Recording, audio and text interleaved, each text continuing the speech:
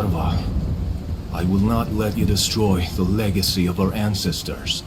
The best way I can possibly describe what I've played of Testament: The Order of High Human is that it's like Dark Messiah of Might and Magic directed by Tommy Wiseau. Why did you ruin everything when we finally had a chance at destroying darkness in Tessara once and for all? You are tearing me apart, Lisa!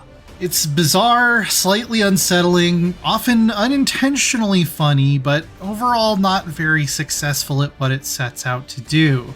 It has some great character art and interesting environments to trek through, and there does seem to be a robust physics-based magic system in the trailers that I only got a tiny taste of in this demo. But it's difficult to find much to praise here.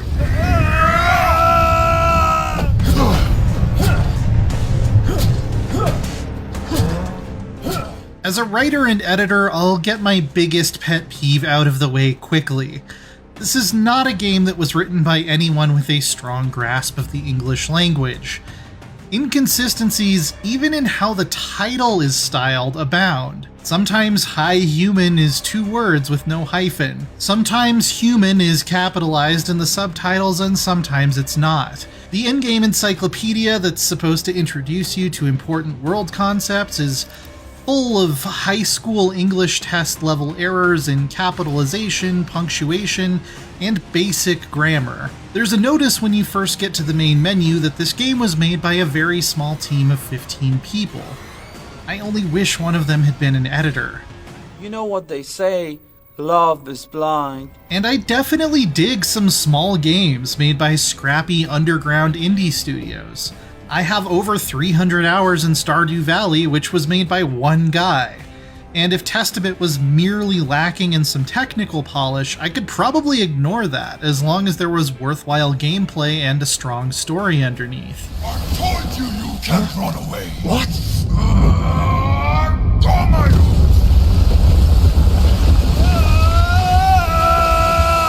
Paradoxically, it's kind of the opposite. Everything runs great, and I didn't encounter any major bugs, not even in these tricky platforming areas, which are probably the most fun I had with the demo. But from the story to the basic combat mechanics, it simply doesn't hold up, and having a small team can't really excuse that. How did I fall to this state? You play as Aran, a character who is not introduced to you at all until much later, who wakes up after being kidnapped by some kind of evil Treebeard. He's a High Human, the very awkward and slightly eugenicsy name for this setting's immortal, magically gifted ruling class, and the former king of the land of Tessara. Somehow he's ended up without his powers and only a cheap sword to defend himself. A common sword. The reasons for this, again, are only explained later, usually through incredibly forced expositional monologues of Aran talking to himself about the stuff he already knew, but I, as the player, did not. One of the Seeker's forbidden chambers lies beneath the Highlands. I need to break the sacred oath between High Humans and the Seekers. Eventually, we find out Aran's brother turned to darkness. How do you like it, brother? Possibly because his wife died, and pops out of a portal to mock you for being reduced to a mortal, give a quick evil villain speech, and vanish. Let's see your futile struggle to change this realm's fate. I was still unclear what was actually going on until maybe an hour into the demo, and I don't mean in the way where you're excited to uncover a mystery. It's more like picking up a novel that's had the first 4 chapters ripped out and trying to piece together the story from there. The king of High Humans running away from a measly beast. Maybe the final version will have a more complete intro. Maybe this isn't even the intended starting point. That would certainly help a lot. But okay, a kind of confusingly presented story and sloppy localization work would probably not be the biggest deal in the world if the combat were great. Sadly, it is not. Real-time, first-person swordplay that looks sort of Elder Scrolls-ish boils down to mainly doing the same combo over and over, then dodging out of the way of a telegraphed power attack from These guys are called halflings for some reason, and at this point, I had just decided to stop questioning the stylistic world-building choices so I didn't lose my mind.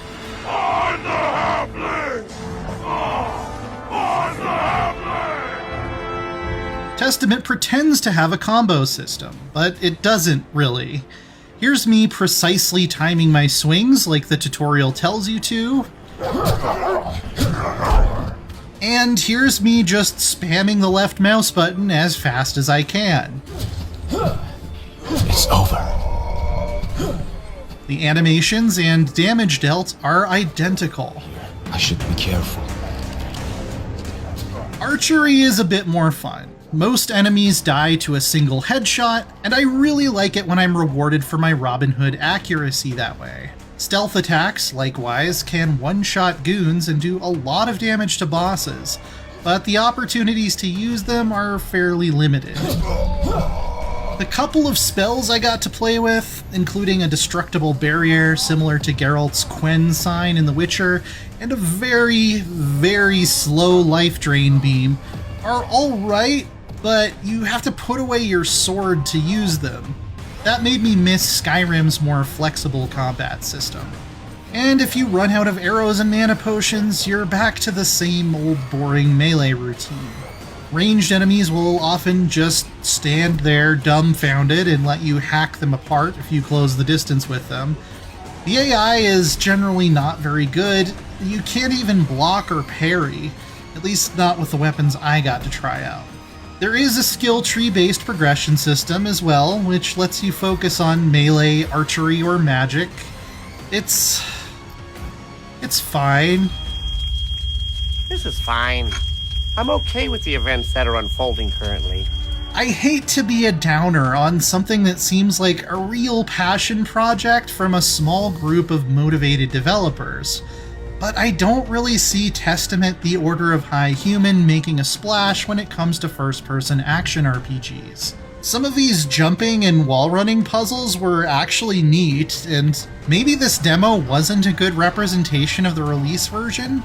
I'd be willing to give it another shot, but my hopes aren't high for High Human.